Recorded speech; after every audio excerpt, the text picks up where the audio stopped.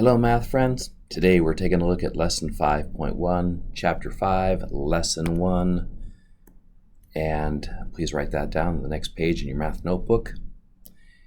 We are focusing today on writing linear equations in slope-intercept form. So slope-intercept form, that's my favorite. Remember the slope-intercept form of the equation of line, do ya? It's right here, y equals mx plus b. A thing of beauty is a joy forever. So let's take a look and take it apart a little bit. Now m is the slope. So m, that's the slope. It describes how the line moves. It's the steepness of a line.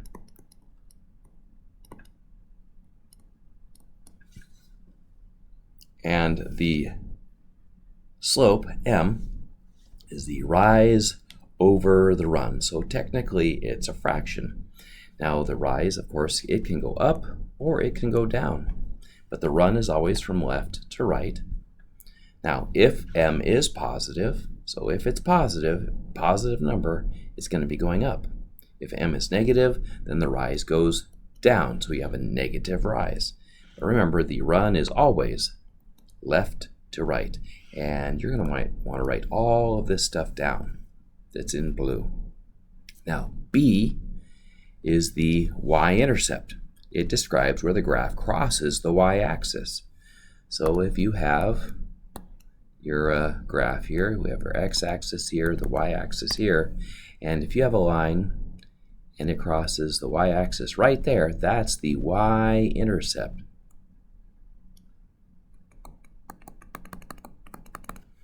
Okay, now if you're graphing a line, it's really easy to do if you know the y-intercept, because B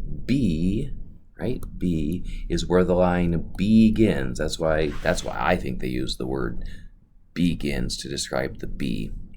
Anyway, that's where that line begins, and you can move it from there using the slope.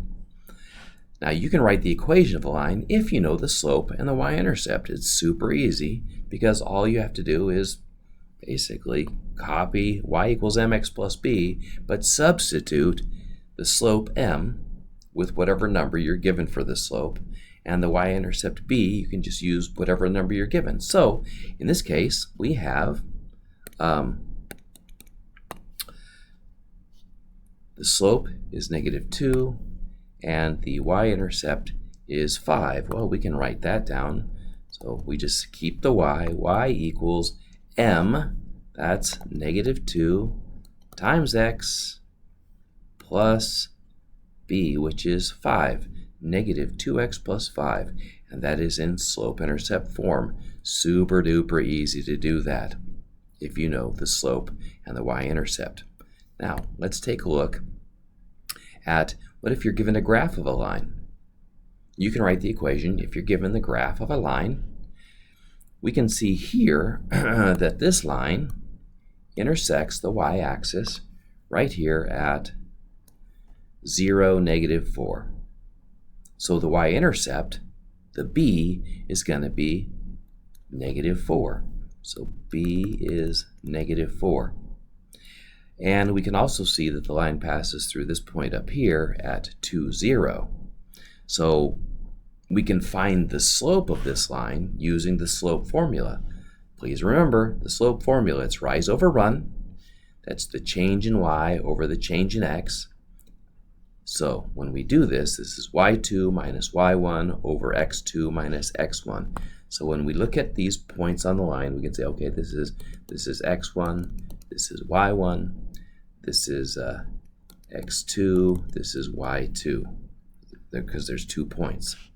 And we can use the slope formula. So m, y2 is 0, minus y1 is -4, over x2, which is 2, minus x1, which is 0. So we're just plugging in those points, substituting. Now 0 minus -4, remember, subtraction is adding the opposite. So that's actually going to be plus +4. 0 plus +4 is 4, and 2 minus 0 is 2, And now 4 over 2, 4 divided by 2 is 2. So we know that the slope is 2. How great is that? Now you can also find the slope simply by reading the graph. Let's start at the y-intercept here. And how much, let's find the next point where there's an intersection, where that line crosses an intersection of points. And it's right there. So how do we get there from here? Well, it goes up 1, 2, and then it goes over 1. Rise of 2, a run of 1. And 2 over 1 is just 2. See, look at there. Up 2 over 1. Up 2 over 1. It's the same every time. So anyway, now that we found the slope and the y-intercept, we can write the equation of the line.